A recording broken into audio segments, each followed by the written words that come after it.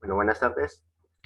Hoy voy a hacer un video explicando la escuela austríaca. Voy a mencionar algunas de sus características, algunas diferencias con otras escuelas como la neoclásica, que encontramos los keynesianos, los monetaristas, comúnmente llamados la escuela de Chicago. Eh, Al final del video voy a mencionar algunos autores con sus respectivos libros, que en mi opinión son los más importantes como para que ustedes lo puedan descargar y poder leer para entender las diferencias que tiene esta escuela y por qué esta escuela es considerada la más completa, la más multidisciplinar, a comparación de otras que hemos visto en el desarrollo de esta academia. Así que comienzo. Bueno, ¿qué es la escuela austriaca? Bueno, la escuela austriaca es una escuela muy humanista y multidisciplinar que desarrolla sus aportaciones teóricas partiendo del ser humano, es decir, de los hombres y mujeres tal y como son en realidad, y por lo tanto no centrándose en un estereotipo o una especie de ser robotizado que es el protagonista de los modelos matemáticos de las diferentes versiones de la escuela neoclásica, desde los keynesianos a los teóricos de Chicago. Según los austríacos, el protagonista de todos los fenómenos sociales es el empresario, entendido como el ser humano dotado de una innata capacidad, a la vez creativa y coordinadora, para descubrir los fines que le merecen la pena y actuar para alcanzarlos. Los principales autores de la escuela austríaca, acá menciono algunos de ellos, pero son, en mi opinión, los más importantes. Está Karl Menger, fundador de esta escuela y teórico del marginalismo. Eugen von Bauer, teórico sobre el capital y el interés, fundamental para lo que escribió posteriormente Mises y Hayek y Jesús Huertas de Soto en su teoría dinámica de la eficiencia dinámica. Ludwig von Mises, creador de la praxeología y crítico del socialismo. Friedrich Hayek, la cara más reconocida de la escuela austríaca, fue premio Nobel de Economía en 1974. Aunque escribió desde filosofía, derecho, economía, en mi opinión, eh, su, su mayor aporte es en el tema monetario. En el tema filosófico y del derecho es un autor, como digo, en mi opinión, un poco desorganizado y contradictorio, pero en el tema monetario, en su libro Precios y Producción, es importantísimo eh, para lo que fue los posteriores estudios con otros autores. Rothbard fue defensor del anarcocapitalismo y actualmente el más importante, por lo menos en el habla hispana, es Jesús Huertas de Soto, es teórico del ciclo económico, defensor del patrón oro y máximo representante del anarcocapitalismo en la actualidad. Bueno, el primer autor que voy a mencionar es Karl Menger. ¿Quién fue Karl Menger? Bueno, Menger estudió Derecho en Viena y parece que se interesó por la economía al trabajar durante un tiempo cubriendo la información de la bolsa en Viena. Los aportes de Menger se pueden clasificar en tres, en lo que fue el método, la teoría del valor y la teoría de la distribución. Menger fue el principal protagonista de la batalla de los métodos. ¿Qué quiere decir la batalla de los métodos? Bueno, fue un debate muy, muy fructífero entre lo que fue Menger y la escuela histórica alemana. ¿En qué consistía esta disputa? Bueno, el principal referente de la escuela histórica fue Schmoller. Los históricos alemanes proponían el método por inducción. Ahora voy a mencionar más en detalle qué significa el método por inducción. A la vez la escuela histórica representaban una crítica a lo que era el capitalismo, a lo que es el capitalismo. Y de hecho planteaban que la supervivencia del sistema capitalista no se iba a llevar a cabo, que se iba a destruir. También dudaban del carácter universal de las leyes obtenidas por el racionamiento deductivo. Esto también voy a mencionarlo en un momento. Menger le dedicó, de hecho, a este debate un libro que lo pueden también conseguir en la plataforma, si no estoy mal, o en PDFs, creo que está también en Google, que se llama Estudios sobre los métodos de las ciencias sociales. Es un libro excelente, fue escrito en 1883. Y desmonta todo el tema de la escuela histórica alemana. El planteamiento de Menger es que afirmaba que las ideas colectivas o agregadas no pueden tener un fundamento a menos que se basen sobre componentes individuales. Para comprender el proceso económico total, hay que analizar sus elementos. La economía debe construirse sobre las ideas del interés propio y la maximización de la utilidad, fenómenos que se producen en toda clase de regímenes. Menger destaca los factores subjetivos y la naturaleza atomística de la economía.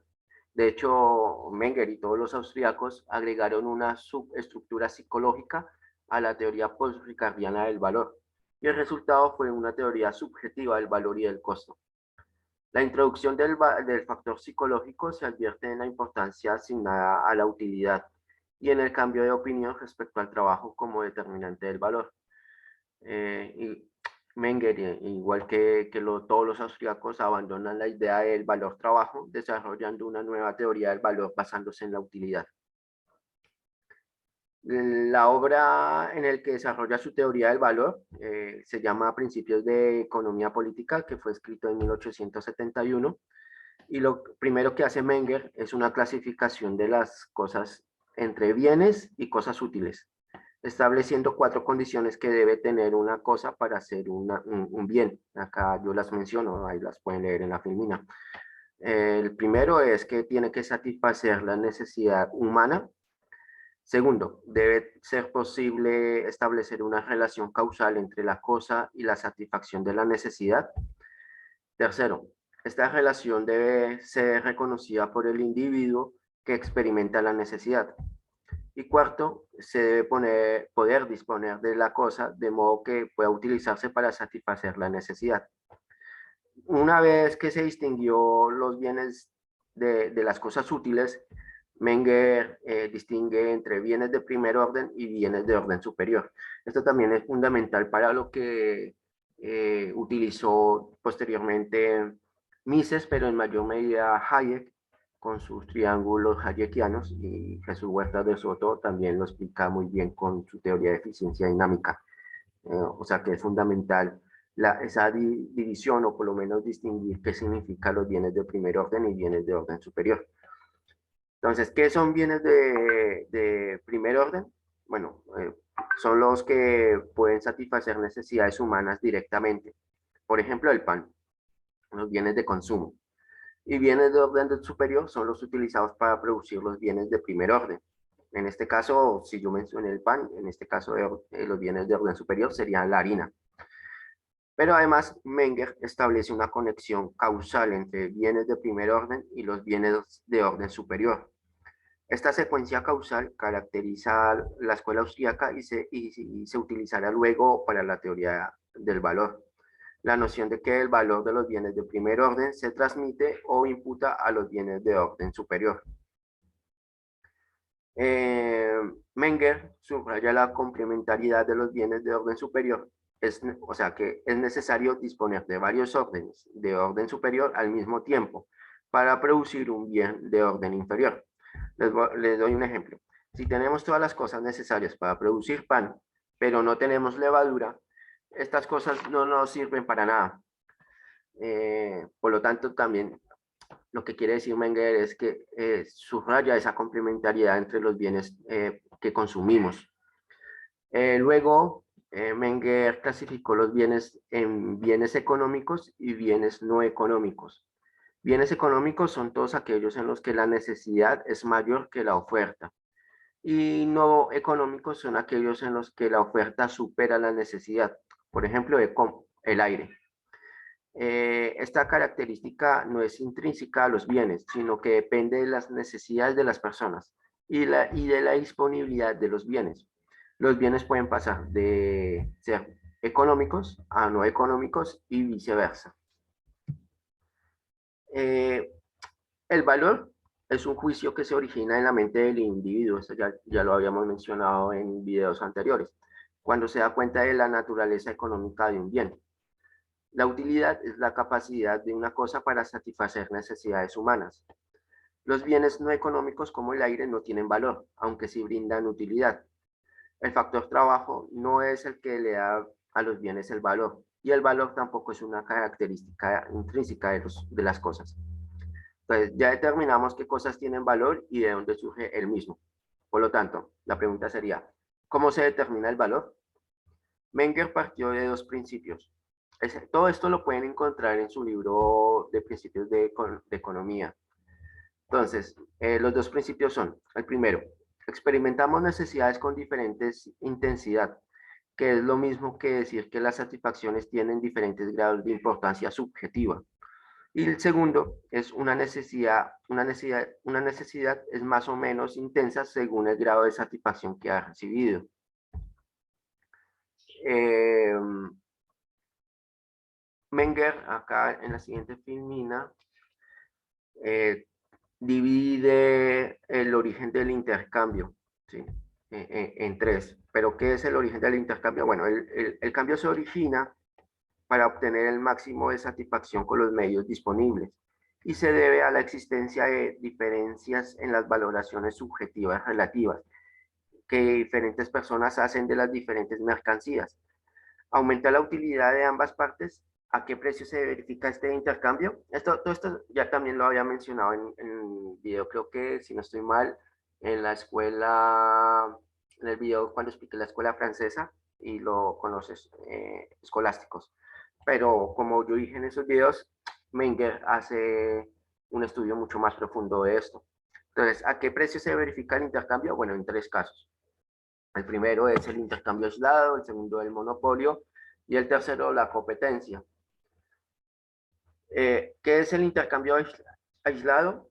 Bueno, el precio estará entre los límites marcados por las razones de cambio máximo y mínima del comprador y del vendedor, y tenderá, dada la igualdad del deseo de conseguir la ventaja máxima y la misma habilidad para negociar, el promedio entre las dos. Las variaciones en torno a la razón media, debidas, por ejemplo, a las diferencias de la capacidad para negociar, son de naturaleza no económica. El segundo es el monopolio. Si solo se ofrece una unidad, los límites del precio estarán marcados por la oferta del comprador más fuerte y después la del que le sigue. Para el caso de más unidades, los límites los determina el comprador marginal, es decir, el último que entró en la compra y después el que le sigue. Y el tercer punto es la competencia. Ningún vendedor puede limitar voluntariamente la oferta, porque los otros vendedores lo sustituirán y los precios no se elevarán. El precio se fija por la demanda y la oferta marginal. Entonces, resumiendo, la aportación principal de Menger es su refutación a la teoría clásica del valor y su afirmación de que el valor depende de la utilidad marginal y en general que los fenómenos económicos pueden explicarse por una introspección psicológica. Puso de relieve que existen mecanismos psicológicos constantes que funcionan en todos los regímenes y por lo tanto la economía sí puede formular leyes. El otro autor es Eugen von Bauer. Fue amigo y cuñado de Wieser, ese es otro austriaco. Nació en Austria, estudió Derecho en Viena. Luego de trabajar un periodo corto al servicio del gobierno, se fue a estudiar con Wieser Economía en Alemania. Los principales aportes de von Bauer son con respecto a la teoría del capital y el interés. De hecho, tiene un libro que se llama así, El capital y el interés. Y fue más influyente que Menger y Wieser para lo que, como mencioné al principio del video, para lo que los escritos de Hayek, de Mises, bueno, de todos los austriacos posteriormente. La teoría del capital, la contribución más importante de Juan Bauer fue la introducción del tiempo en el análisis económico. Su fundamental y sencilla premisa es que la producción de bienes de primer orden requiere tiempo y los métodos indirectos para la producción de estos bienes son más productivos. ¿Qué pasa cuando se alarga el periodo de producción? Porque los periodos más largos son los más productivos. Von Baber considera que a medida que aumenta la duración de un tiempo, se usa más capital y se amplía el producto final, aunque a una tasa decreciente. Considera el interés como un pago por el uso del capital, y el capital significa productos intermedios, es decir, elementos que hacen posible la utilización de un método indirecto. La utilización de métodos indirectos supone que se invierte más tiempo en la producción, por eso el interés tiene que estar relacionado con el tiempo. Von Bauer propone que los bienes presentes valen más que los bienes futuros y presenta, y presenta tres pruebas. Primero, no somos indiferentes ante el futuro, pero vivimos el presente. Las necesidades futuras se sienten menos apremiantes que las presentes. El segundo, las necesidades futuras son subvaloradas porque no conocemos cómo va a ser el futuro con certeza. Y tercero, y más importante, los bienes presentes pueden introducirse en la producción más pronto que los bienes futuros, de manera que el flujo de producto que surgirá será mayor si se empieza ahora, que si lo hacen en algún momento del futuro. Esto es fundamental eh, entenderlo porque también tiene una relación, como dije, al concepto del interés, al significado de preferencia intertemporal, que también lo había mencionado en videos anteriores. La teoría clásica, el capital está subordinado al trabajo porque él es producto del trabajo. Para Von Bauer, el interés es la prima que la gente paga por los bienes presentes por encima de los futuros. La prima que el prestamista cobra como compensación por aplazar el mayor disfrute que conlleva los bienes presentes, y desde la perspectiva del empresario, la prima por el aumento de la producción resultante. ¿Qué quiere decir esto? Bueno, por ejemplo, también lo podemos relacionar con el salario. El salario que obtiene cada trabajador es un adelanto de lo que es el bien futuro al bien presente. O sea, el empresario, en este caso, con los salarios, está adelantando un bien futuro a un bien presente, que es el que va a recibir el asalariado. Porque el asalariado obviamente prefiere cobrar hoy que cobrar dentro de un año o 2 años o 3 años cuando finaliza el proceso de producción de un bien o un servicio. Entonces, como se le está adelantando, obviamente el salario es, en este caso, como que estoy diciendo el ejemplo, es, es un valor que obviamente vamos a ver que es menor, pero menor ¿a qué? Bueno, a menos que nada, porque ese valor nominal equivale al valor presente, y si estuviéramos de acuerdo, por ejemplo, con el empresario a cobrar cuando se finaliza el proceso de producción, entonces obviamente el valor que vamos a cobrar es mayor por el tema de la tasa de interés y la preferencia temporal. También es un hecho fundamental que utilizó von Bauer para destruir el tema de la teoría marxista, cuando Marx dice que el trabajador está siendo explotado porque está cobrando menos, está cobrando un salario de subsistencia. Bueno, entonces Eugen Bauer explica que no es así por el concepto de la preferencia temporal y el interés. Diferencias entre la escuela, acá menciono algunas. Debemos distinguir al menos tres ramas principales dentro de la escuela austríaca. O sea, no, todos los austríacos no son iguales, ¿sí? A veces pensamos que sí, pero hay diferentes ramas dentro de la misma escuela. Por ejemplo, la rama de von Bauer, Mises y Rothbard, está la rama de Visser, Hayek, Kirchner, y está la rama de Hayek, Lachmann. Entonces, para simplificar estas diferentes ramas, ¿qué significa, por ejemplo, la primera? Está, la primera que pertenece a Mises, Rothbard y von Bauer, es la rama de la praxeología. La segunda, que pertenece a Hayek, por ejemplo, que es el más conocido, o Kirchner, es la rama del orden espontáneo. Y la última, por ejemplo, que también entraría al tema de Hayek, depende de su estudio, del libro que vayamos a tomar, pero esta sería denominada como la rama ultra subjetivista. Perdón que me trabé ahí. Acá en esta filmina coloqué las diferencias esenciales entre la escuela austríaca y la neoclásica. O sea, los keynesianos, los de la escuela de Chicago, y tiene varios puntos que obviamente los voy a especificar cada uno, pero bueno, ahí si quieren ustedes los pueden anotar. El primer concepto o punto de comparación es el concepto de lo económico, o sea, ese es el principio esencial. Eh, Está para los paradigma austriaco, la teoría de la acción humana entendida como un proceso dinámico, o sea, la praxeología, y para el paradigma neoclásico, la teoría de la decisión, maximización sometida a restricciones, o sea, el concepto estrecho de la racionalidad.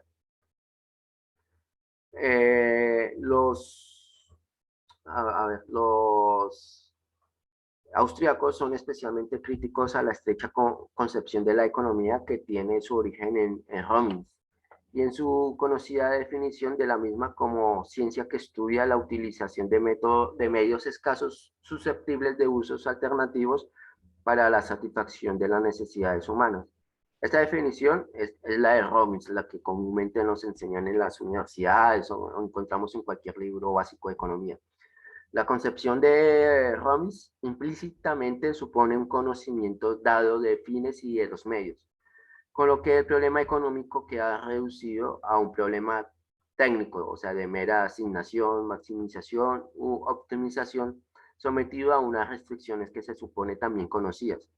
Es decir, la concepción de la economía en Robbins corresponde al corazón del paradigma neoclásico y es completamente ajena a la metodología de la escuela austriaca, tal y como hoy se entiende.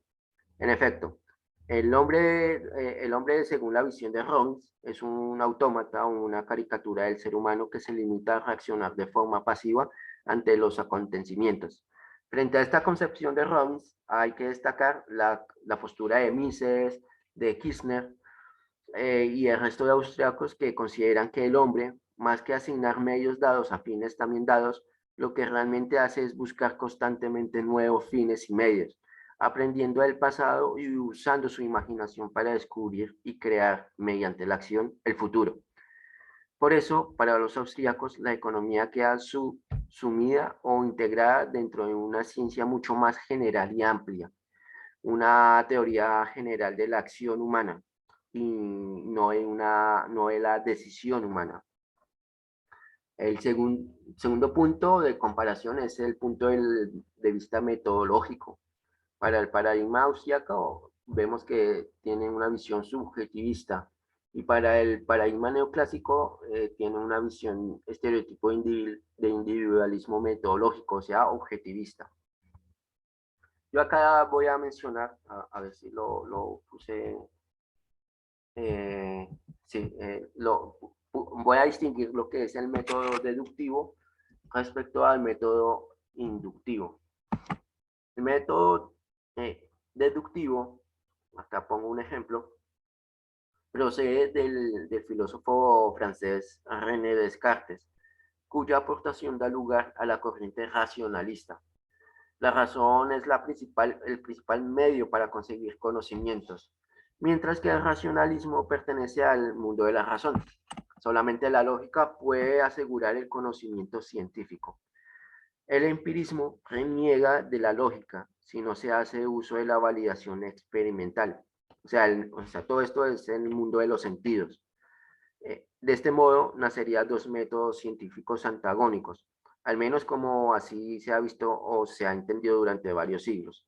El método inductivo de los empiristas y el deductivo de los racionalistas. Vamos a ver más adelante que los austríacos son ultra racionalistas y por ende deductivistas. En la deducción se parte de una premisa, que es explanans. ¿Sí? Se denomina todas estas premisas explanans, a partir de las cuales se llega a una conclusión acerca de un fenómeno que desea explicarse. Esto se llama explanandum. ¿Sí? Ahí lo pueden ver.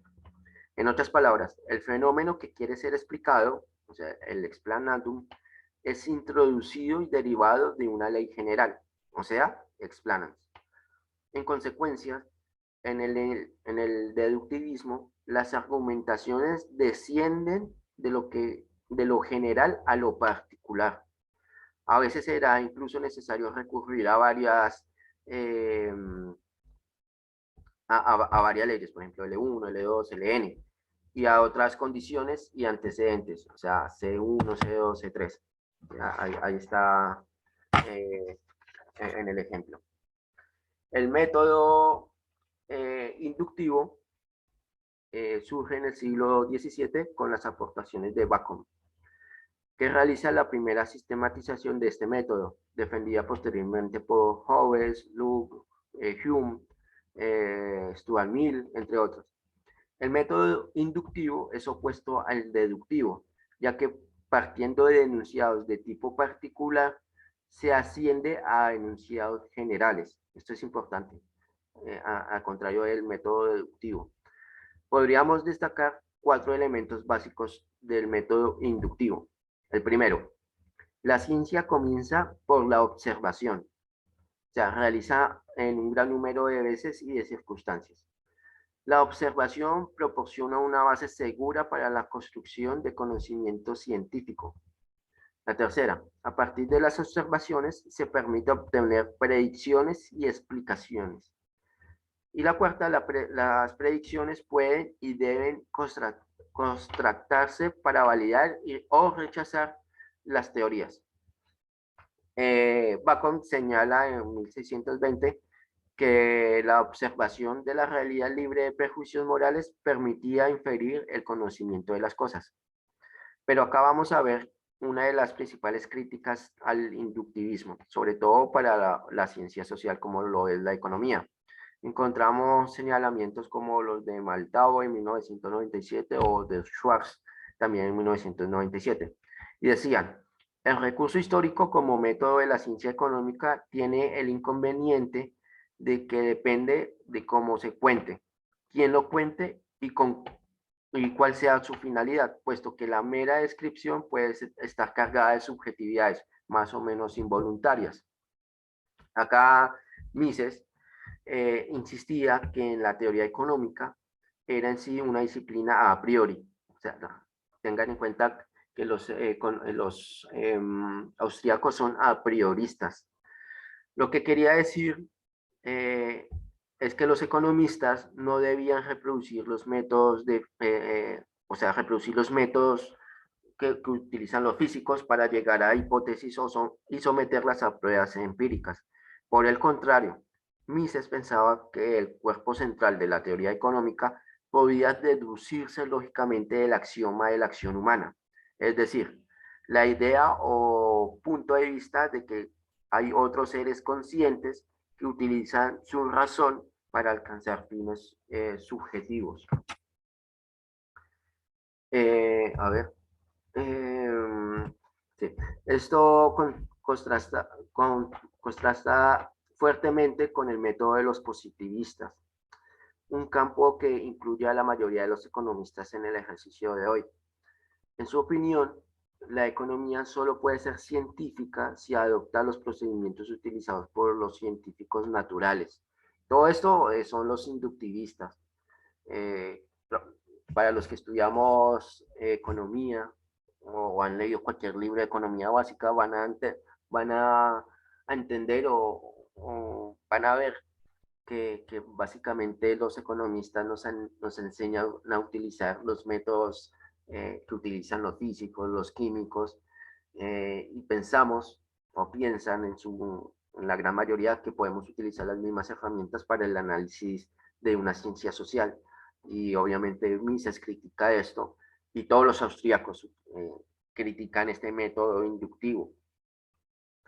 Entonces, vuelvo a repetir, lo que Mises decía, es que, o criticaba, que en su opinión la economía solo puede ser científica si adopta o sea, criticaba esta visión de que la ciencia económica solo se iba a considerar como ciencia si utilizaba los métodos de las ciencias naturales. Aproximadamente los positivistas sienten que los economistas deben formular hipótesis con implicaciones comprobables y luego recopilar datos para medir la precisión de sus predicciones. Aquellas tendencias que gozan de mayor éxito en este sentido se consideran entonces mejores leyes que las conjeturas que no se hacen tan bien a los datos. Contra las impresionantes herramientas matemáticas de la corriente principal y los vastos presupuestos gastados en la recopilación de datos, los austríacos, comenzando por los mesianos, insiste dócilmente en que la economía debe partir de la premisa de que los humanos actúan. Este axioma de acción se encuentra en el núcleo de la praxeología, un término que inventó o que nació más que todo con Mises. El término de Mises para la ciencia de la acción humana, los austríacos, vuelvo a repetirlos, para Mises, argumentan que todas las verdaderas leyes económicas pueden derivarse de esta simple axioma, de la acción humana. Los austríacos han argumentado que el método de las ciencias naturales no funcionaría en los asuntos sociales por dos razones. El primero, no hay constantes subyacentes en el comportamiento humano, a diferencia de las constantes naturales, como la carga de un electrón, que se puede observar, por ejemplo, en la física. El segundo, no hay una forma de realizar un experimento verdaderamente controlado en las ciencias sociales. Por ejemplo, dos economistas no pueden probar teorías tributarias rivales sobre la misma población, porque la misma ocurrencia del primer experimento, digamos, un aumento de impuestos, cambiará el punto de partida inicial para el próximo experimento. La dificultad más obvia de este enfoque es que los sujetos del experimento, las personas en la economía, son conscientes de los experimentos y reaccionan en consecuencia. No hay manera de mantener las ideas fijas. Acá quiero también mencionar dos cosas. Voy a dar un ejemplo para lo que es el caso de Argentina. No sé para otros casos de otros países con nombres de otros economistas, pero si uno le da una tabla con datos gráficos a dos economistas, en este caso voy a mencionar dos, a Kisilov, por ejemplo, le voy a dar unos datos de inflación y luego le doy esos mismos datos a un economista austríaco. Los dos economistas me van a dar con los mismos datos, con los mismos gráficos, me van a dar dos análisis distintos. Pero acá el tema es saber quién tiene la verdad o quién dice la verdad y quién está haciendo un análisis erróneo. Entonces, si el austríaco, al ver todo este tema de análisis con cifras y gráficos, va a hacer un análisis primero de leyes fundamentales de lo que quiere explicar. Como yo había mencionado en el ejemplo, era con la inflación. Entonces va a hacer todo un análisis deductivo de qué es la inflación y ahí va a derivar sus consecuencias. Contrariamente, va a hacerlo, digamos, en el caso de Kicillof, que va a partir de casos particulares con los datos y ahí va a aumentar su análisis y que seguramente eso hace que lo lleve a pensar de que el caso de la inflación sea multicausal porque está partiendo de algo particular a algo general. Ese es el tema, por ejemplo, yo quiero dar el ejemplo de por qué existe dos visiones de la inflación, el primero la monetaria y la segunda es multicausal. Bueno, para los austríacos eso es muy fácil de demostrar quién tiene la razón. Entonces, también otra cosa que quiero mencionar es que comúnmente, sobre todo en los últimos años, los liberales tienen una frase muy típica, sobre todo en Argentina, que dice primero los datos. Bueno, acá estoy demostrando, o sobre todo la escuela austríaca, demuestra que esa frase está mal, no tiene validez, eh, es errónea, es absurda, ¿sí? Porque eso de primero los datos es una visión inductivista, está cayendo en los mismos errores que las otras escuelas. Eh, y los datos no dicen nada de por sí, no están diciendo nada en absoluto. Y con el ejemplo que mencioné hace unos instantes con el tema de la inflación, los datos fácilmente me podrían dar a entender de que la inflación es multicausal, cuando obviamente eso es falso. Pero con los datos me pueden demostrar que sí es multicausal, que vuelvo a repetir para que se me malinterprete. Obviamente la inflación no es multicausal, pero fácilmente los datos me pueden decir que sí lo es y estaría fallando en el análisis económico por estar pensando en términos inductivistas y no deductivistas. Ahora, ¿para qué se puede entender este punto más claramente? Bueno, voy a mencionar un ejemplo de un artículo que escribió Robert Murphy, que distingue eh, dos cosas, una ley, lo que es la ley psicológica y la segunda, una ley económica, o sea, la praxeología. ¿En qué consiste la ley psicológica? Bueno, para ilustrar la diferencia, comparemos dos leyes de las respectivas disciplinas.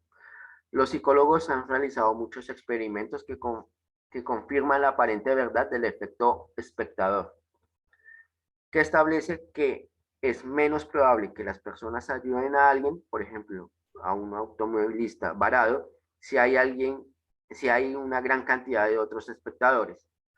La intuición de esta aparente ley es clara. Una persona que conduce junto a un automovilista varado en una gran ciudad pensará, alguien más adecuado que yo, se detendrá y ayudará a esa persona. Por el contrario, una persona que pase junto a un automovilista varado en una zona rural se dará cuenta de que el único que puede ayudar, que él es el único que puede ayudarle. Paradójicamente, es posible que una persona sea más propensa a recibir ayuda si su automóvil se descompone en un área relativamente desierta. Aunque el efecto del espectador suele plausible y de hecho parece consistente con las nuevas experiencias personales, ¿es una teoría válida científicamente? Se pregunta. Bueno, la única forma de probar esto es establecer un experimento controlado. No podemos deducir a priori sobre la validez del efecto espectador, ya que no tenemos axiomas evidentes que conduzcan a su deducción. No es suficiente probar el tiempo de respuesta promedio en una gran ciudad versus un área rural, porque no estamos tratando con la misma población. Por lo tanto, los psicólogos han realizado experimentos en los que el sujeto se coloca solo en una habitación y hablaba por el intercomunicador con otros sujetos, algunos de los cuales son realmente cómplices. Este es otro ejemplo. Durante la conversación, uno de los confederados menciona casualmente que es propensa a convulsiones. Luego, el cómplice, a quien el sujeto real cree que es el sujeto de prueba como él, fije una convulsión con el intercomunicador. Luego, los psicólogos observan si el sujeto real se levantará y abandonará la habitación buscando ayuda para la víctima del ataque. Y aquí, a través de repetidos ensayos, los psicólogos han descubierto que es menos probable que los sujetos salgan de su habitación y busquen ayuda. Cuanto mayor sea el número de otras personas involucradas en la conversación a través del intercomunicador. En particular, si el sujeto es una única persona que habla con la víctima con él. Entonces, esos son dos ejemplos que mencioné primero, el de una persona que está varada en una ciudad versus con una persona que está varada en el campo y la otra es una persona que simula convulsión junto con otras personas, a ver si quién ayuda a quién, o si el nivel de respuesta de ayuda es la misma. Por supuesto, incluso con esta confirmación experimental no prueba la verdad universal del efecto espectador. Podría ser que a pesar de sus mejores esfuerzos, los psicólogos realmente no eligieron una muestra representativa de sujetos de prueba. Además, incluso si el efecto espectador es un hecho para la población actual de humanos, no hay nada que impida la aparición de que en 100 años de una nueva raza de humanos que ya sea por cultura o genética, no obedezcan al efecto espectador, al igual que, que cualquier ley de la ciencia natural. Las leyes de la psicología son solamente tentativas. Y por otra parte están las leyes o la ley económica, la praxeológica. Por el contrario, analizamos una ley económica típica. Si el gobierno tiene un déficit, entonces las tasas de interés serán más altas de lo que habría sido de otro modo. Ahora bien, esta ley también parece de sentido común, al igual que el efecto espectador, pero es más que eso. Una vez que el economista se ocupa de especificar con precisión las definiciones de los términos, puede probar las proposiciones como un ejercicio de lógica pura. No hay ninguna razón para salir y probar si es verdad, porque esto sería un error. Sería tan absurdo como probar si los ángulos interiores de un triángulo suman 180 grados. Durante la década de 1980, muchos apologistas del gasto despilfarrado de la administración, por ejemplo, de Reagan, utilizaron estadísticas en un intento de refutar esta ley, eh, la ley praxeológica. Demostraron que, contrariamente a lo que se preocupaban por el efecto de desplazamiento, los enormes déficits de la década de 1980 no estaban correlacionados con los grandes aumentos de la tasa de interés. Así parecía que la economía podía tener sus ahorros y comérselos también. Después de todo, los déficits récord no estaban mal, según la visión de esos economistas de ese tiempo. Rothbard explicó lo absurdo de este argumento. Las estadísticas, señaló, no pueden triunfar sobre la lógica. Esto era lo que mencionaba hace un momento sobre ese lema o ese dicho de primero los datos. Si el gobierno tiene un déficit, es decir, gasta más dinero del que recibe en impuestos y otros ingresos, entonces necesariamente reduce la cantidad de ahorro disponible para el sector privado. Para decirlo de otra manera, si el gobierno inunda el mercado con miles de millones de dólares en nuevos bonos, la oferta de bonos es necesariamente más alta de lo que habría sido de otro modo. Es decir, la tasa de interés que equilibra el mercado es necesariamente mayor de lo que hubiera sido de otro modo. Lo que sucedió durante la década de 1880, por lo tanto, es que las tasas de interés habrían caído tremendamente desde sus máximos de la década de 1970, pero debido a que Reagan tuvo enormes déficits al mismo tiempo, se impidió que las tasas de interés cayeran tanto como lo hubiera hecho de otra manera. Sin una teoría previa que relacione los ahorros, los déficits y las tasas de interés, el estadístico que analiza los datos económicos no podría encontrar nada más que patrones cambiantes. En particular, no hay forma de probar las interpretaciones rivales de la que era Reagan, rivales de la era Reagan, porque los economistas no pueden establecer las mismas condiciones iniciales y volver a ejecutar el experimento, esta vez con el presupuesto equilibrado. En conclusión, la posición metodológica de los austríacos sigue siendo sólida. Es cierto que otras disciplinas que tratan con seres humanos, como la psicología, pueden hacer uso de métodos experimentales. Sin embargo, en la medida en que uno crea, como lo hizo Mises, que la economía propiamente dicha es un subconjunto de la praxeología, Está claro que todos los teoremas económicos deben deducirse lógicamente del axioma del axioma de la acción. Desde la perspectiva austriaca, copiar métodos de los físicos es malinterpretar por completo la naturaleza y el propósito de la economía, de la teoría económica. El tercer punto es la visión que se tiene sobre o el protagonista de los procesos sociales. El paradigma de los austriacos, el protagonista es el empresario creativo y el paradigma neoclásico es el Homo economicus. Bueno, a ver, sí, acá yo lo anoté. Sí, acá, bueno, el empresario austríaco frente al Homo economicus, la función empresarial es la fuerza protagonista de la teoría económica austríaca, mientras que por el contrario brilla por su ausencia en la ciencia económica neoclásica. Y es que la función empresarial es un fenómeno propio del mundo real que siempre está en desequilibrio y que no puede jugar ningún papel en los modelos de equilibrio que absorben la atención de los autores neoclásicos. Además, los neoclásicos consideran que la función empresarial es un factor más de producción que puede asignarse en función de los beneficios y costes esperados, sin darse cuenta de que al analizar el empresario de esta forma caen en una contradicción lógica insoluble.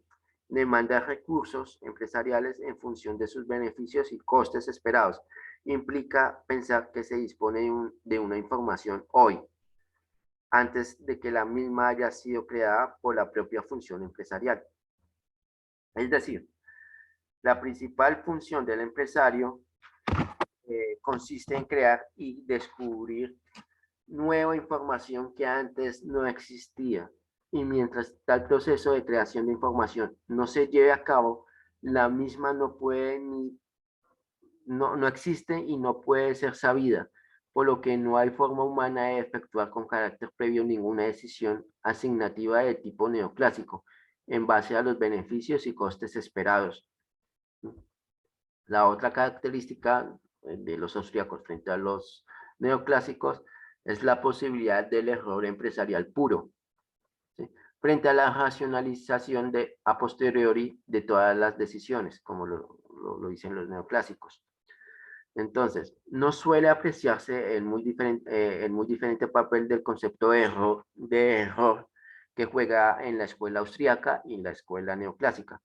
Para los austríacos es posible que se cometan errores empresariales puros, siempre que una oportunidad de ganancia permanece sin ser descubierta para los empresarios en el mercado. Es precisamente la existencia de este tipo de error el que da lugar al beneficio empresarial puro. Por el contrario, para los neoclásicos nunca existen errores genuinos de tipo empresarial de los que uno debe arrepentirse a posteriori. Esto es así porque los neoclásicos racionalizan todas las decisiones que se han tomado en el pasado en términos de un supuesto análisis coste-beneficio, efectuando en el marco de una operación de maximización matemática sometida a restricciones. Entonces, esta visión de los neoclásicos es una visión muy estática. Y para la visión de los austríacos es más dinámica. Siempre el empresario está en búsqueda, o sea, no tienen fines y medios ya dados, siempre están en una constante búsqueda de, de información o de crear información. Lo otro es, el otro punto es una información subjetiva de los austríacos frente a una información objetiva de los neoclásicos. Esta también es una diferencia muy importante. Los empresarios son constantes generadores de nueva información, era lo que yo acabo de mencionar, que, que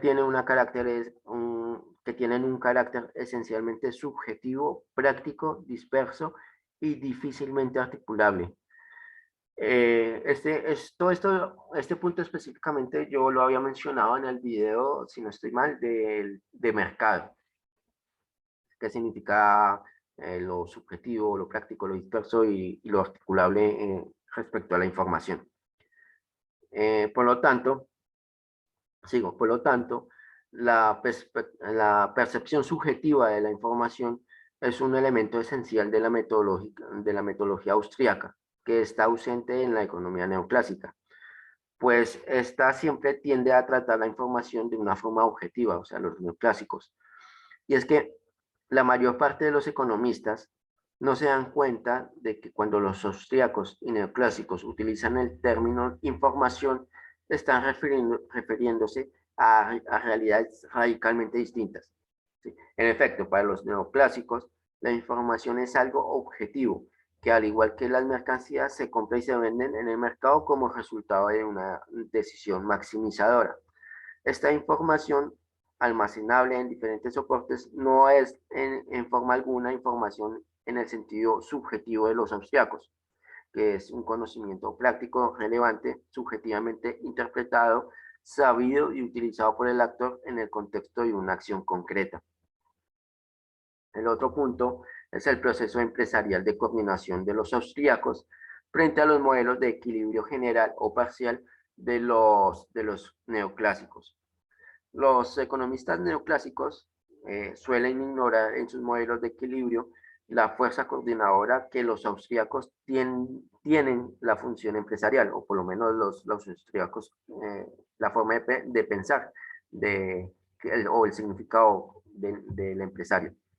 En efecto, esta no solo crea y transmite información, sino que lo que es más importante, impulsa la coordinación entre los comportamientos desajustados de la sociedad.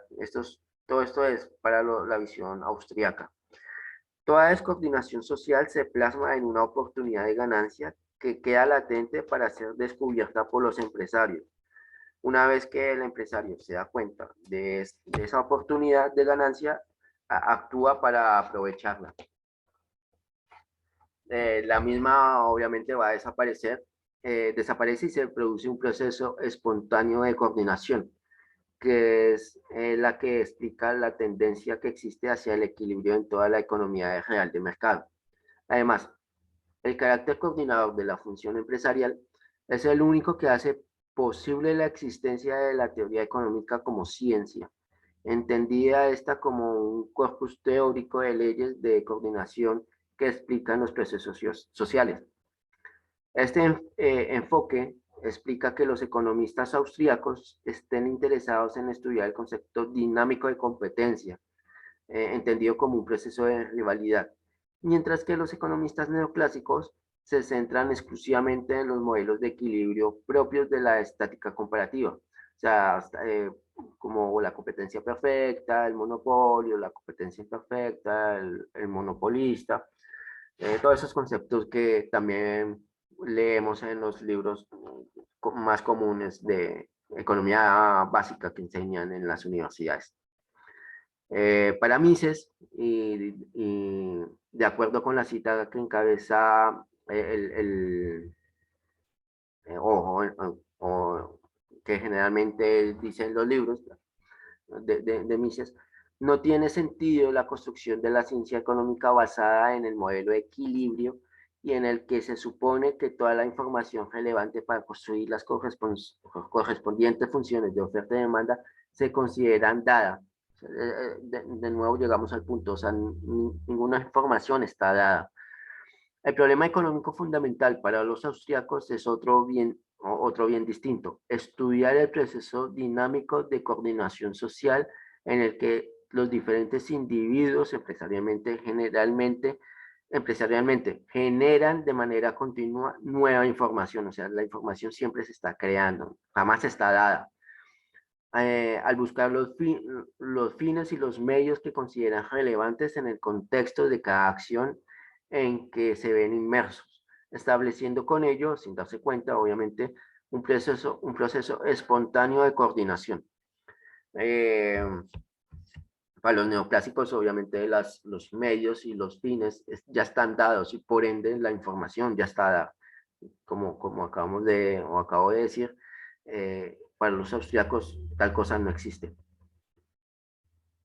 Para los austriacos, por tanto, el problema económico fundamental no es de naturaleza técnica o tecnológica, como le suelen concebir los teóricos del paradigma neoclásico, al suponer que los fines y los medios están dados, planteando el problema económico como si se tratara de un mero problema técnico de optimización.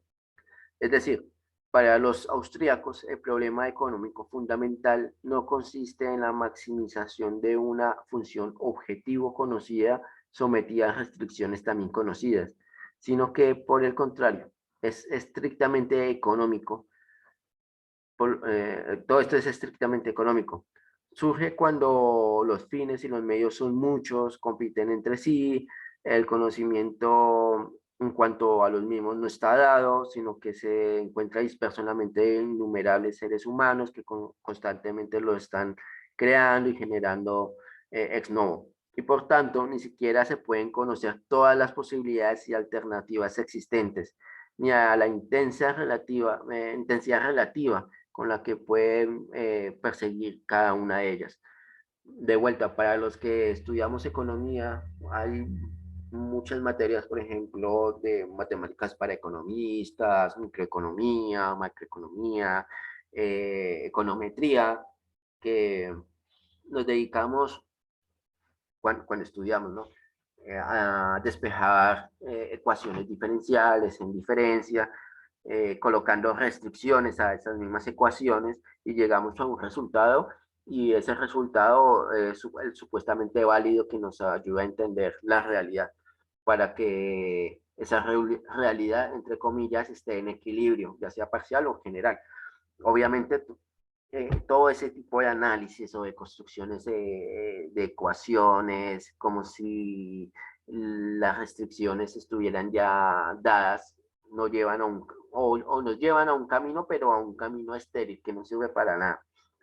Eh, Además, para los austríacos ningún sentido tiene la separación radical en comportamientos entre lo que es micro y la macroeconomía, tal y como se efectuaban los economistas neoclásicos.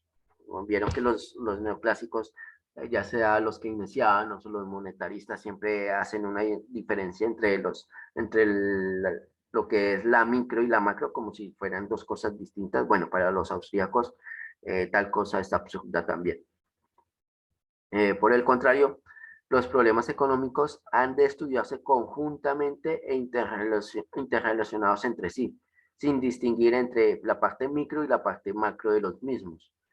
La radical separación entre aspectos micro y macro de la ciencia económica es una de las insuficiencias más características de los modernos libros de texto y manuales introductorios de la economía política, que en vez de proporcionar un tratamiento unitario de los problemas económicos, como lo intentan Mises y otros austríacos, siempre presentan la economía dividida en dos disciplinas distintas, la micro y la macro, que carecen de conexión entre sí y que por lo tanto pueden estudiarse separadamente. O sea, todo esto es un absurdo de cómo se estudia actualmente la economía. Como bien indica Mises, esta separación tiene su origen en la utilización de conceptos que, como en el nivel general de precios, ignora la aplicación subjetiva, la aplicación de la teoría subjetiva y la marginalista del valor del dinero, y siguen anclados en la etapa precientífica de la economía, en la que el análisis aún se intentaba efectuar en términos de clases globales o agregados de bienes, más que en términos de unidades incrementales o marginales de los mismos. Esto explica el por qué se ha desarrollado toda una disciplina basada en el estudio de unas supuestas relaciones mecánicas existentes entre agregados macroeconómicos cuya conexión con la acción humana es muy difícil, si no imposible entender.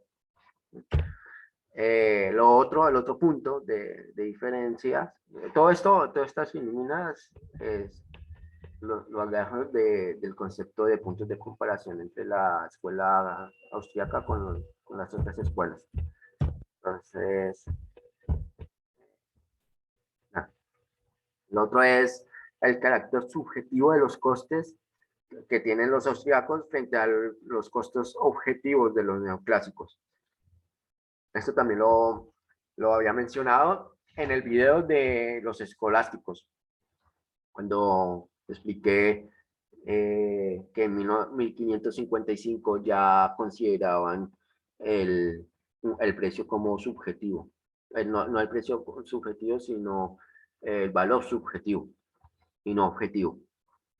Cuando decían que Azpilicueta y todos esos autores que yo mencioné en el video, cuando decían que cualquier persona podía poner un precio absurdo, pues porque subjetivamente él consideraba que ese tenía que ser el precio, más allá de que obviamente si fuera tan alto, no se lo iban a comprar. Pero bueno, toda la combinación de mercado iba a hacer que todo eso eh, toda esa información obviamente la iba a tomar la persona.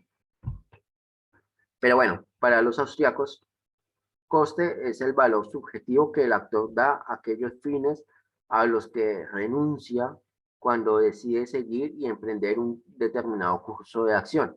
Es decir, no hay costes objetivos, sino que estos continuamente deben ser descubiertos en cada circunstancia mediante la perspicacia empresarial de cada actor. Para los austriacos, coste es el valor subjetivo que el actor da a aquellos fines a los que renuncia cuando decide seguir y emprender un determinado curso de acción.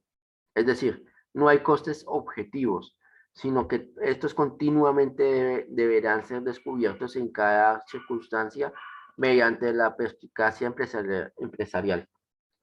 El otro punto es el formalismo verbal de los austriacos frente a la formalización matemática de los neoclásicos. Esto es algo ya mucho más común de ver. Si ustedes abren cualquier libro, por ejemplo, La acción humana, eh, o los libros de teoría monetaria de Hayek, o cuando explica Mises el socialismo, o Menger la teoría del dinero, o de von Bauer de capital interés, no van a ver fórmulas matemáticas, gran cantidad de números, no lo van a ver. Y esto porque, bueno, eh,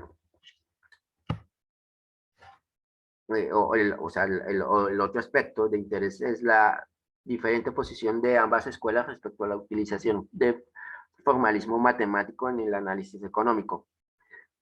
Como dije, ya desde sus orígenes, el fundador de la escuela austríaca, Karl Menger, se cuidó en señalar que la ventaja del lenguaje verbal es que podía recoger las esencias de los fenómenos económicos, cosa que no permite efectuar el lenguaje matemático, o sea, la matemática. Eh, en 1884, Menger escribió una carta a Walras. Menger se preguntaba cómo se podrá alcanzar el conocimiento de la esencia, por ejemplo, del valor, de la renta de la tierra, del beneficio empresarial, de la división del trabajo, del bimetalismo, mediante métodos matemáticos. El formalismo matemático es especialmente adecuado para recoger los estados de equilibrio que estudian los economistas neoclásicos, pero no permite incorporar la realidad subjetiva del tiempo, ni mucho menos la creatividad empresarial, que son características esenciales del discurso analítico de los austriacos. Para los austriacos, el uso de la matemática en economía resulta vicioso, porque las mismas unen sincrónicamente magnitudes que son heterogéneas desde el punto de vista temporal y de la creatividad empresarial. Por la misma razón, para los austriacos, los economistas austriacos, tampoco tiene sentido los criterios axiomáticos de la racionalidad que utilizan los economistas neoclásicos. Por ejemplo, si un actor prefiere A B y B a C, puede perfectamente preferir C a A. Vuelvo a repetir para que lo tengan en cuenta. O sea, si un actor prefiere a B y B a C, puede perfectamente preferir C a A, ¿sí? Sin necesidad de ser racional o coherente. Si es que existe simplemente ha cambiado de opinión. ¿Sí? Y para los austriacos, los criterios neoclásicos de racionalidad confunden la constancia de la coherencia. No sé si se llegó a entender bien el ejemplo. O sea, para los neoclásicos, si un actor A prefiere B y B hace, los neoclásicos dirían que A podría preferir a C, pero no, para los austriacos no necesariamente esto. Otro punto es que, bueno, los puntos fundamentales ya los dije. Está el formalismo, hasta el punto número 9.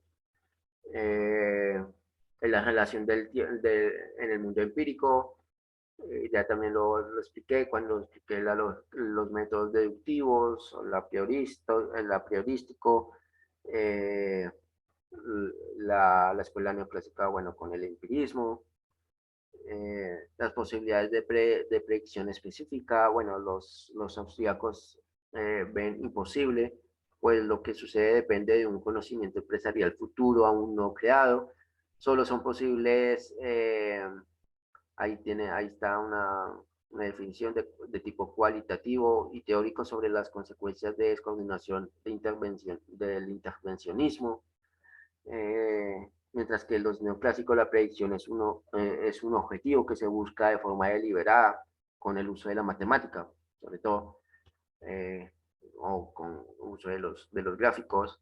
El responsable de la predicción, bueno, para los austríacos es el empresario, pero ojo con la visión de predicción que acabo de mencionar en el punto 11.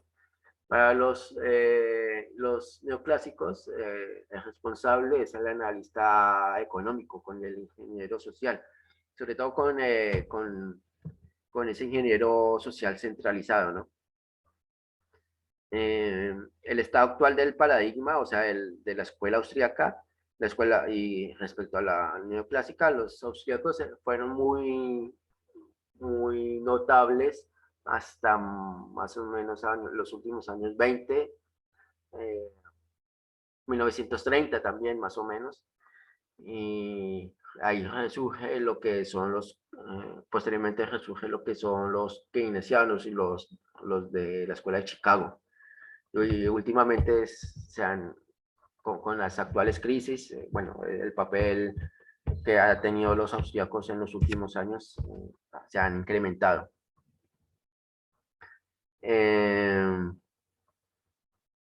Y nada, voy a mencionar por último algunas contestaciones de algunas críticas y comentarios. Obviamente todo lo que yo dije, por ejemplo, el uso de la matemática, la concepción del tiempo, bueno, todo eso ha tenido muchas críticas por parte de las diferentes escuelas, de los keynesianos, de Chicago, por ejemplo. No solamente Keynes criticaba a Hayek con su teoría monetaria, también Friedman estaba en contra de la escuela austríaca. Comúnmente pensamos que Friedman y Mises son lo mismo cuando son totalmente distintos. Pensaban y estudiaban la economía, tenían una visión de la economía totalmente distinta.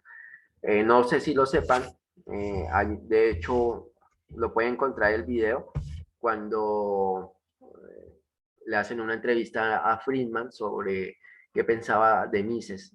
Y Friedman contaba una anécdota que en una de las reuniones en la Mont Pelerin, Mises, enojado, cuando estaban hablando, si no estoy mal, sobre los tipos de cambio fijos respecto a los flexibles, Mises se levantó y gritó a todos los que estaban en esas reuniones, pues, sobre todo a Friedman, le dijo que eran unos socialistas. De hecho, no en todos los casos los austriacos consideran a Friedman, bueno, sí en todos los casos, pero en sí no se consideran a las demás escuelas, a las keynesianas, sobre todo a los de Chicago, como partícipe o fundamentales en lo que es la teoría socialista. Y los liberales hoy en día piensan que Friedman es enemigo del socialismo, cuando en definitivas, si uno se pone a entender bien de lo que explicaba Friedman en sus diferentes libros, de hecho participó para que el socialismo hoy en día fuera o sea lo que vemos, algo fuerte, difícil de, de luchar, ¿no? Y vuelvo, no quiero que se me malinterpreten, no fuerte en términos económicos ni sociales, sino en el adoctrinamiento, en ese poder central que tiene actualmente el socialismo y cómo el liberalismo, aunque en los últimos años ha vuelto a resurgir, en los años, sobre todo a mediados del siglo XX, era prácticamente una mala palabra. Bueno, las contestaciones o las críticas más comunes está cuando dicen los austríacos fracasan a la hora de formalizar sus proposiciones teóricas. Bueno, ¿qué dicen? Bueno, por ejemplo, el único argumento en contra de la escuela austríaca que expone, por ejemplo, Stiglitz en su reciente tratado crítico sobre los métodos de equilibrio general, en que ya hemos explicado con anterioridad las razones por las que desde un principio la mayoría de los economistas austriacos han sido muy recelosos en el lenguaje matemático de nuestra ciencia.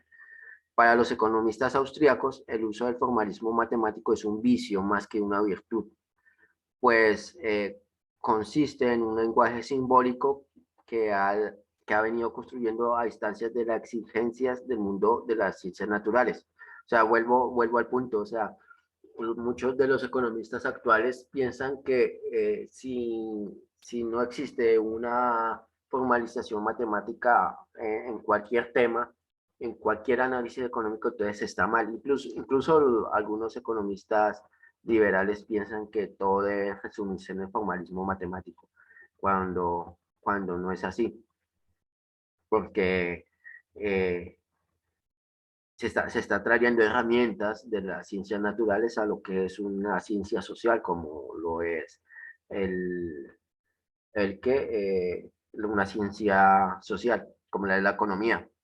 De hecho, el propio Pareto, eh, se conoce comúnmente, se pone en evidencia y delata esta grave inconsistencia del formalismo matemático, cuando reconoce que todo su enfoque se efectúa a espaldas del verdadero protagonista del proceso social, o sea, del ser humano, y que a efectos de su análisis de la economía matemática, él está reconociendo que el análisis que él ha hecho o que los otros economistas hacen va en contra de lo que es una visión genuina de lo que es el ser humano. Y por eso Mises teoriza lo que es la acción humana con la praxeología. Bueno, otro punto es que los austríacos producen muy pocos trabajos de tipo empírico. Esto también ya lo había mencionado con el método inductivo y el método deductivo. De hecho, esta es la crítica más común de los empiristas que hacen hacia la escuela austriaca. Aunque los austriacos dan una extraordinaria importancia al papel de la historia, reconocen que su ámbito a la actividad científica se desarrolla en un campo muy distinto, el de la teoría, que es preciso conocer con carácter previo antes de aplicarla a la realidad o de ilustrarla con hechos históricos. Para los austriacos, por el contrario, existe un exceso de producción de trabajos empíricos y una escasez relativa de estudios teóricos que sean capaces de permitirnos entender y interpretar lo que sucede en la realidad. Además, los supuestos metodológicos de la escuela neoclásica, y vuelvo al punto, a los modelos de equilibrio, general parcial, maximización, la constancia las constancias de las preferencias, aunque en apariencia faciliten la realización de estudios empíricos, en contraste de determinadas teorías, ocultan en muchas ocasiones cuáles son las relaciones teóricas correctas, por lo que pueden inducir a graves errores teóricos y de interpretación de lo que en realidad está sucediendo en cada momento o circunstancia concreta de la historia. También otro, para darles otro ejemplo, o sea, si ustedes en los medios de televisión o en entrevistas o debates con distintos economistas que dicen que, pues siempre pongo el ejemplo de la inflación porque es como lo más típico que uno ve en televisión o cuando debaten entre economistas. Hay muchos más temas, obviamente, pero como para que me entiendan. Eh, todos esos estudios de la multicausalidad supuesta de la inflación, todo eso se basa a cifras y a números, ¿sí? Y por eso ellos están convencidos de que la inflación es multicausal. Pero de hecho, justamente los austríacos dicen, ven lo que causa el exceso de trabajos empíricos, están construyendo una teoría que básicamente está mal, es falsa, porque está dentro de su teoría una semilla autodestructiva. ¿Qué quiere decir esto? Bueno, están desconociendo la utilidad marginal, están desconociendo el papel del significado del dinero, bueno, muchas cosas que si toman en consideración los austríacos, porque por ejemplo para los austríacos utilizan el tema monetario en la inflación, analizan desde el punto de vista de la utilidad marginal, que es una ley y si la quieren explicar fuera de los términos de utilidad marginal, estarían violando eh, la misma naturaleza del ser humano, cosa que sí lo hace los que explican la inflación con la teoría multicausal y no se dan cuenta. ¿Pero por qué no se dan cuenta? Bueno, porque supuestamente sus estudios matemáticos dan a entender de la multicausalidad. El otro punto es que los austríacos renuncian a la predicción en el ámbito de la economía. ¿Sí?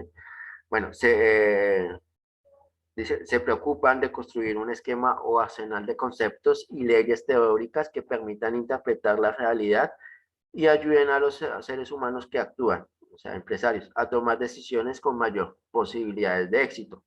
Aunque las predicciones de los austriacos tan solo sean cualitativas y se efectúen en términos estrictamente teóricos, sea, sin embargo, la paradoja de que en la práctica, al ser los supuestos de sus análisis mucho más realistas, o sea, en procesos dinámicos y de creatividad empresarial, sus conclusiones y teorías en comparación con las elaboradas por la neoclásica incrementan mucho más la posibilidad de predecir con éxito en el ámbito de la acción humana. Ojo con predecir, la visión de predecir también es distinta. Esto yo ya lo había mencionado anteriormente, cuando expliqué que los fines y los medios no están dados y que acá, a ver, justamente eh,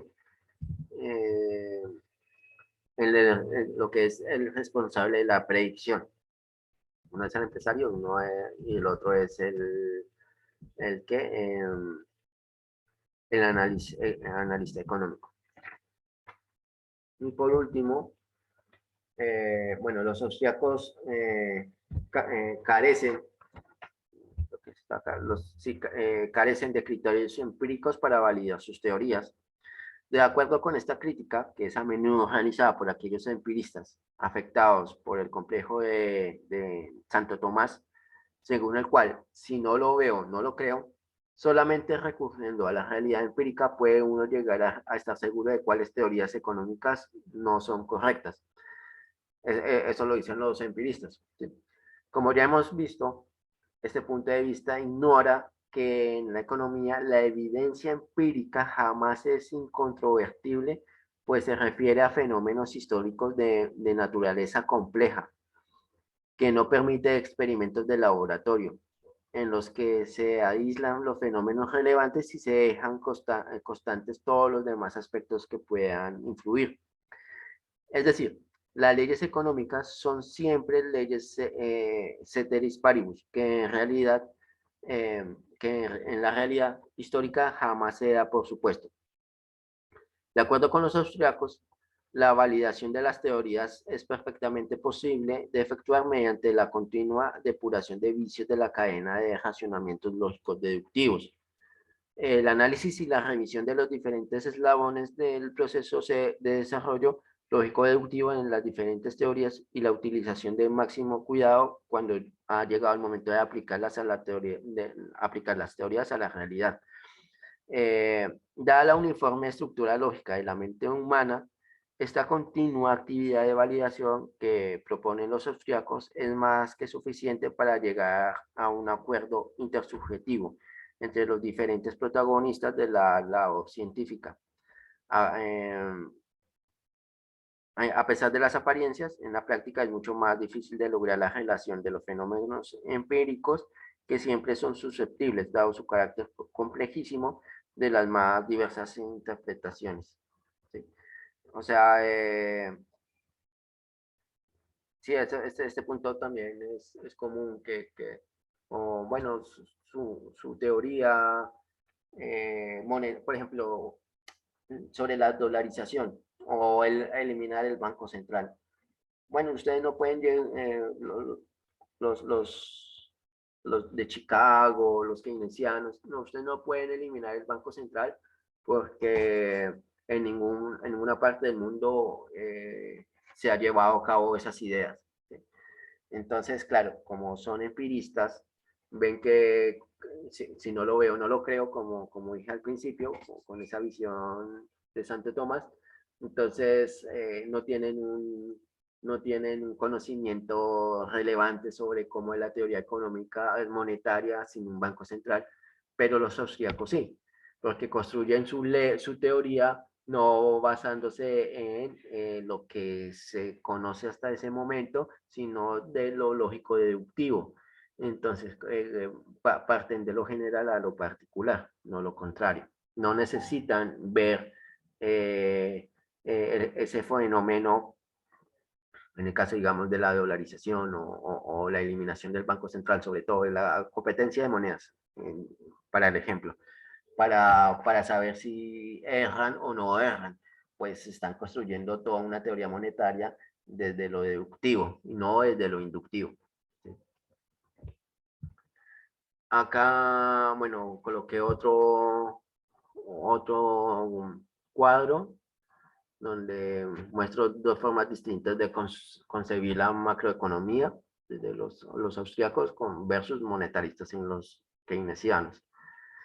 Bueno, el primero es que el tiempo juega un papel esencial. Para los neoclásicos se ignora la influencia del tiempo, más allá que cuando se hace ecuaciones en diferencia o diferenciales, colocamos el tiempo, pero con una visión de subíndice y nada más. O sea, la concepción del tiempo para los monetaristas y keynesianos no existe. El segundo punto es que el capital se concibe como un conjunto heterogéneo de bienes de capital que constantemente se gastan y es preciso reproducir. Mientras que los keynesianos y los monetaristas, el capital se concibe como un fondo homogéneo que se autorreproduce solo. De hecho, cuando también ese es el problema que tienen los empiristas, porque como el capital para ellos es homogéneo, hacen un rejunte de todo y analizan como si todo fuera uno solo, algo. Por ejemplo, cuando hacen el IPC, ¿sí? El IPC de este año o este mes fue tanto por ciento, pero claro, ahí están analizando ropa, tomates, papas, cebolla, papel higiénico, aceite, cosas que a lo último y después van sumando. eh, eso no tiene ninguna validez. Si es, sume peras con peras, manzanas con manzanas, pero para los neoclásicos se puede sumar peras y manzanas. ¿Sí? Dos peras y dos manzanas son cuatro que. Bueno, el tercer punto es el proceso productivo es dinámico y está desagregado en múltiples etapas de tipo vertical. Eh, Esto, si lo quieren ver, lo pueden ver cuando expliqué el tema en el video de la inflación. con gráficos como una especie de pirámide, o si lo quieren buscar como el triángulo hagetiano, también pueden ver qué significa de tipo vertical las etapas de producción. Mientras que los monetaristas y los keynesianos conciben una estructura productiva de equilibrio unidimensional y horizontal, o sea, de flujo circular de la renta. También, por eso también tienen una visión de que la torta siempre está fija, ¿no? Cuando se habla sobre distribución, hay que redistribuir las ganancias y todo eso. Bueno, por eso es que los keynesianos y los monetaristas piensan en esos términos, porque piensan que si una persona está ganando más es que una está perdiendo, y no conciben la idea de que pueda haber que dos personas estén ganando al mismo tiempo. De hecho, es así. Eh, y por eso es que los austriacos analizan todo en etapas de tipo vertical. El cuarto es el dinero afecta el proceso modificando la estructura de precios relativos. Mientras que los monetaristas y los keynesianos, el dinero afecta el nivel general de precios. No se consideran cambios en los precios relativos. ¿Sí? Aparte, el tema del dinero, cuando aumenta la oferta monetaria, también afecta el tema de las múltiples etapas verticales. Eh, las alarga o las estrecha, mientras que como la visión de los monetaristas es de flujo circular, o sea, unidimensional, eh, el aumento de la oferta monetaria no se concibe. Eh, lo otro, el quinto punto, es que explica los fenómenos macroeconómicos en términos microeconómicos, o sea, variaciones de precios relativos. Ojo, acá no está diferenciando en términos de que parte de la economía o análisis económico en dos, de micro y macro, no. La micro y macro es una sola, ¿sí? Pero analizan en términos micro, o sea, pequeños. Mientras que los keynesianos monetaristas analizan en términos agregados. Eh, que digamos, una cosa es consumo, otra es ahorro, y cada cosa ni siquiera tiene interrelación de una con la otra, o sus estudios de consumo pueden contradecir los estudios de ahorro, mientras que al explicar en términos microeconómicos y como una sola, todo está interrelacionado. Lo otro es que los austriacos disponen de una teoría sobre las causas endógenas de las crisis económicas que puede explicar su carácter recurrente, mientras que los keynesianos y monetaristas carecen de una teoría endógena de los ciclos. Las crisis se producen por causas exógenas psicológicas y errores de política monetaria. Las psicológicas son los keynesianos con los animas spirit, que un empresario se levantó hoy con jaqueca, entonces no tiene ganas de invertir, entonces la economía se derrumba. Y los errores de política monetaria son los monetaristas, que mucha gente se equivoca o no considera que los monetaristas, digamos, Friedman, consideran que las crisis eh, son solamente porque no se ha imprimido más dinero.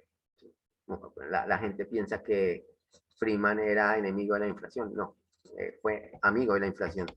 Eh, considera que para salir de la crisis, los austríacos dirían, para salir de la crisis hay que disminuir la oferta monetaria. Bueno, tiene muchas cosas más en la visión de los ciclos económicos para los austríacos, pero para Friedman diría, bueno, para salir de la crisis hay que imprimir más dinero. ¿Sí?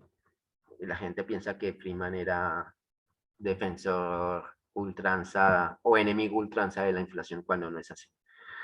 Eh, bueno, el otro punto es que los austríacos elaboran o tienen una teoría del capital, mientras que los neoclásicos keynesianos y los de Chicago carecen de teoría de capital. Por eso es que eh, permite a los austríacos tener una visión de ciclos económicos mucho más fuerte, más dinámica.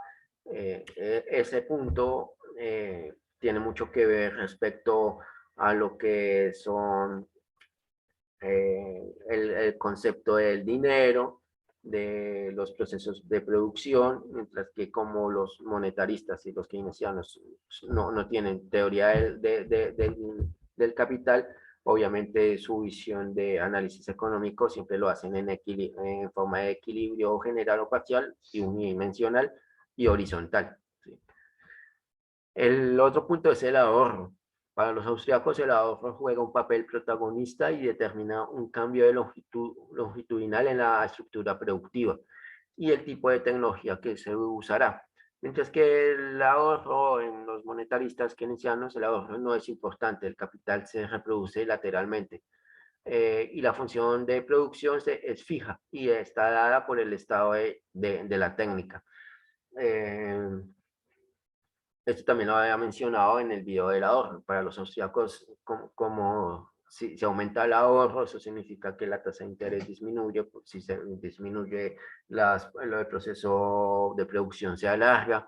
O sea, en términos de Hayek, están los triángulos hayekianos, entonces el proceso se alarga, el proceso productivo de bienes de capital se alarga, o sea, conlleva mucho más tiempo, como conlleva mucho más tiempo se hace mucho más rica, y con el tiempo va a haber muchos más bienes de consumo que en términos de precios, al haber más bienes de consumo, los precios disminuirán. Todo esto no lo analizan los monetaristas y los keynesianos. La demanda de bienes de capital varía en dirección inversa a la demanda de bienes de consumo. Toda inversión exige ahorro y por lo tanto una disminución temporal del consumo. Mientras que los keynesianos y monetaristas, la demanda de bienes de capital va en la misma dirección de la demanda de bienes de consumo. Esto también es muy importante porque donde mayor cantidad de trabajo o trabajadores existe en un proceso de producción es en los bienes de capital. Entonces, si se y la visión austriaca, para que ese proceso se lleve a cabo genuinamente, las personas deben de renunciar al consumo presente o no las personas, sino los empresarios, renuncian a un consumo presente para un consumo futuro, eso es el ahorro básicamente, permitiendo que exista eh, más demanda por bienes de capital. En contrapartida, obviamente la disminución de bienes de consumo hace que aumente la demanda de bienes de capital. Acá también entra mucho que ver el tema de los salarios, que como los salarios en términos relativos y reales, no, en términos reales, aumentan para las empresas más cercanas a los bienes de consumo o los que son propiamente desempeñan un papel en la venta de bienes y servicios, se les hace más caro mantener a un empleado porque en términos reales su salario es mayor, entonces terminan despidiéndolo y comprando bienes de capital. ¿Y qué pasa con eso? Entonces, como eh, esos trabajadores van ahora a trabajar y también por eso se necesita un sistema de flexibilización laboral. Esos trabajadores van a trabajar en empresas más alejadas del consumo, justamente que fabriquen los medios de capital que ahora necesitan las industrias más cercanas del consumo o las del consumo. ¿Sí? Toda esta visión no la tienen los neoclásicos o monetaristas porque piensan que la demanda de la misma oferta de bienes de capital va en el mismo sentido a los de consumo. ¿Sí? Por eso tampoco se explican por qué cuando aumenta el consumo va en detrimento del salario, por ejemplo. No entienden por qué pasa esto. No entienden por qué si aumenta o hacen políticas fiscales y monetarias para incentivar el consumo, por qué aumenta el desempleo. Este punto sí lo explican los austríacos. Tampoco se explican por qué los monetaristas y los keynesianos, porque cuando aumenta o se realiza desde el Estado con políticas del gobierno, aumento o estímulo para aumentar el consumo, porque las industrias terminan cerrando. ¿Sí? No se explican todo esto. Entonces, o cuando traen una explicación es porque consideran que el empresario es especulador o porque las importaciones están destruyendo la industria nacional, y ahí entra el proteccionismo, bueno, todo un montón de cosas que ya conocemos y que obviamente desconocen y que el fenómeno en sí, que los austríacos sí lo conocen. El otro punto es que los austríacos se supone que los costes de producción son subjetivos y no están dados.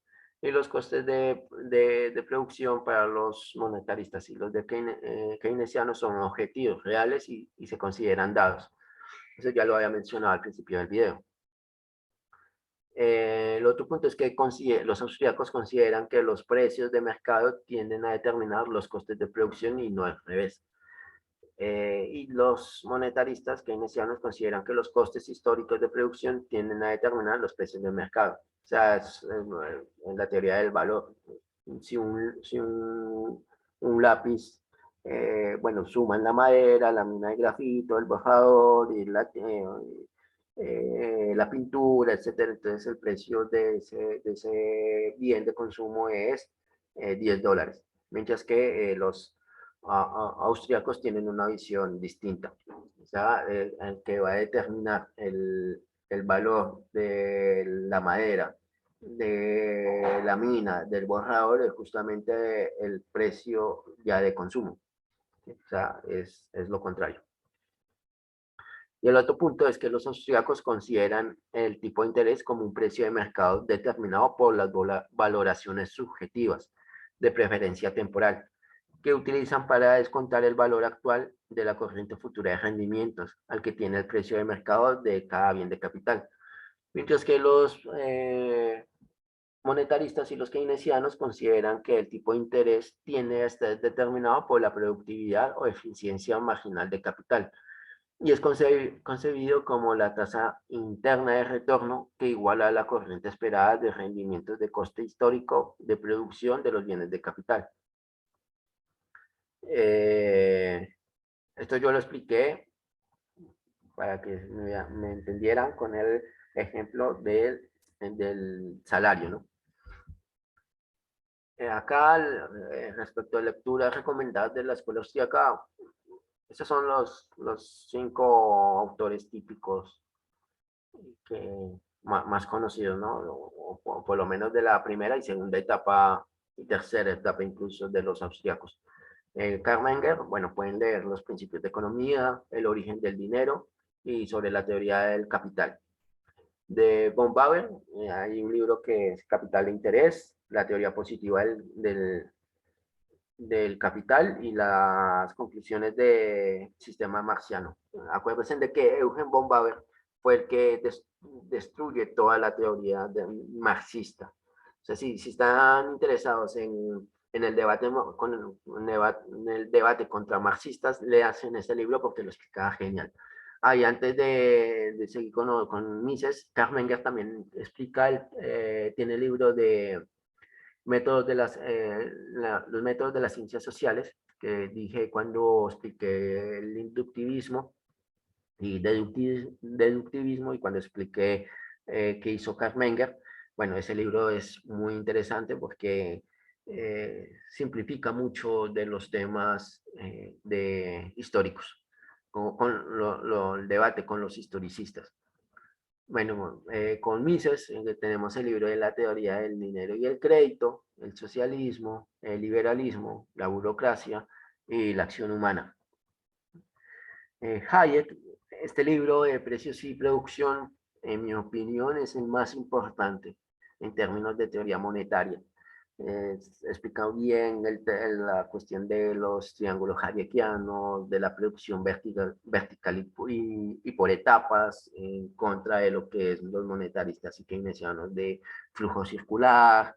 Entonces, es un libro muy corto, es un capítulo que lo pueden encontrar, si no estoy mal, ahora en el libro de ciclos económicos, parte 2 si no estoy mal, o teoría, no, teoría monetaria, o teoría monetaria, alguno de estos dos libros, pero es un capítulo.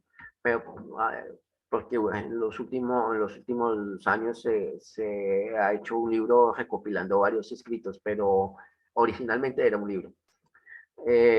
Y en mi opinión es, dentro de lo que es la teoría monetaria de Hayek, es como lo más fácil para entender. El otro libro, bueno, Caminos de Servidumbre, El origen sensorial, Los fundamentos de la libertad y la fatal arrogancia. Y Rothbard tiene dos libros, Historia del pensamiento con 1 y 2, La ética de la libertad, el hombre y economía de Estado, poder y mercado, sobre la historia de la banca, por ejemplo, también está. También consideren, piensen que cada uno de estos autores tienen una visión política distinta, ¿sí? Eh, Menger, Bombauer, Mises, aunque critica mucho el socialismo, consideraba que el Estado sí tenía un papel. Eh, Hayek también, incluso, hay personas que consideran que Hayek entraría en términos de minarquista, si es que no era ni siquiera minarquista, era un liberal clásico. Rothbard sí era totalmente anarquista. En sus comienzos era minarquista, pero se dio cuenta de los errores del minarquismo y pasó a ser anarquista. Acá recomiendo 3 libros de Hoppe. El primero es Economía y Ética de la Propiedad Privada, sobre todo para los que estudian economía, cuando nos explican sobre los fallos de mercado, eh, porque el Estado debe dar ciertos servicios o ciertos bienes, porque de lo contrario el mercado no los brindaría. Bueno, todo esto, Hoppe se encarga en desmontar todos estos dichos. Aparte, lo bueno de este libro es que analiza el libro de Keynes, de la teoría del dinero y explica los puntos fundamentales de su error, en lo que significa, qué visión tienen los keynesianos en el empleo, en pleno empleo o subempleo, también explica qué significa para los austríacos el interés, y respecto a la visión del interés en los keynesianos. O sea, es un libro muy completo. La monarquía, democracia y orden natural, aunque es un libro muy cuestionado, sobre todo para los que no sepan entender bien filosofía o que quiere hacer entender el Hoppe. Con este libro a Hoppe se le considera que es, es una persona monárquica, ¿no? Que defiende la monarquía, y no es así. Simplemente está comparando 3 sistemas. Sí, 3 sistemas, la monarquía, la democracia y el orden natural, que el orden natural es más anárquico. Y lo bueno es que, bueno, explica que la democracia en términos de preferencia temporal hace que aumente, que se dañe lo que es la propiedad privada, la monarquía no es tan así. Entonces, es bastante interesante. También hay un capítulo del por qué el conservadurismo y el liberalismo no son tan enemigos. Eh, pero hay que saber entender bien este libro, pero se los recomiendo. Y otro es La ciencia económica y el método austriaco, que explica bien el tema de los inductivistas y deductivistas y pone varios ejemplos como las hamburguesas, bueno, etcétera. También hay una conferencia de 1 hora que explica este libro. Otro es El socialismo, cálculo económico y función empresarial.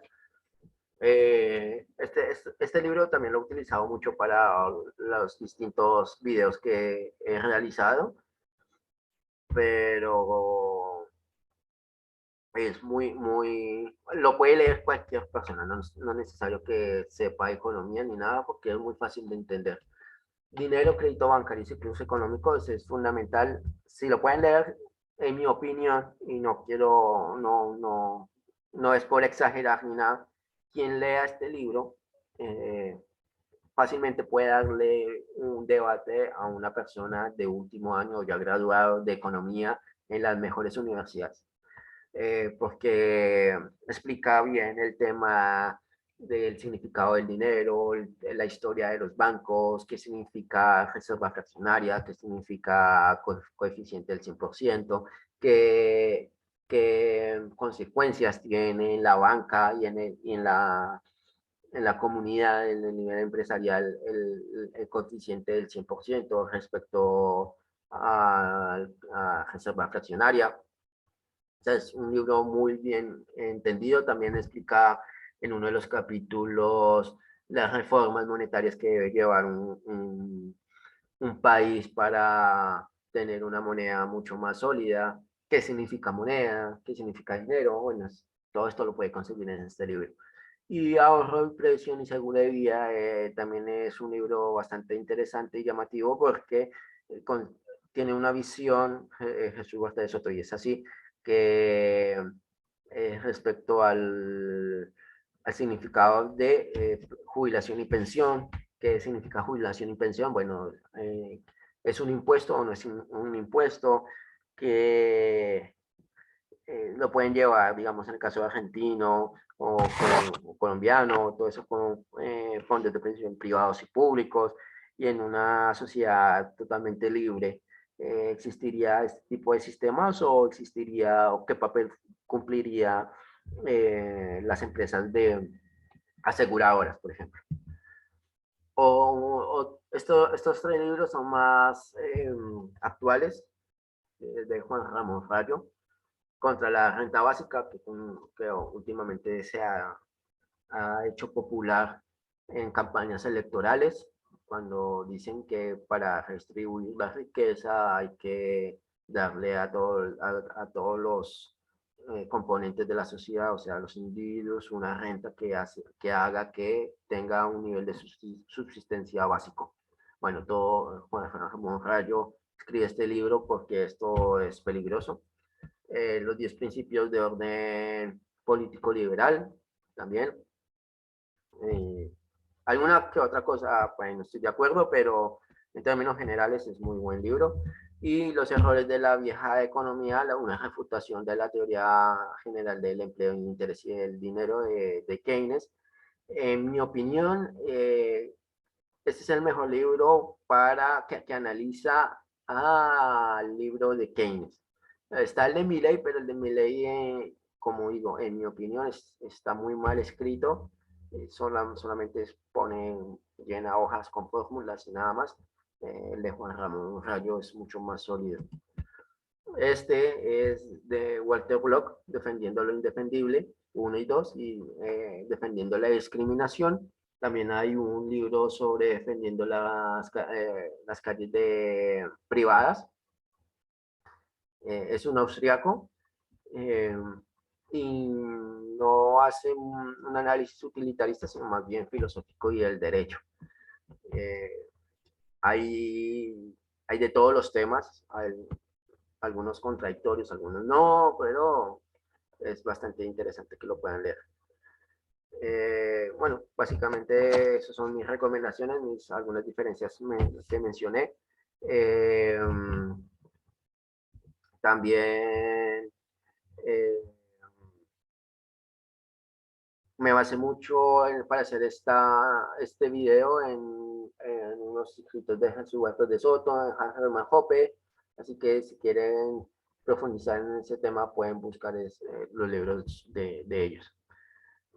Sobre todo el de Hoppe, del método austriaco, de la escuela austriaca, el libro que yo recomiendo. Así que muchas gracias y espero que les sirva este video.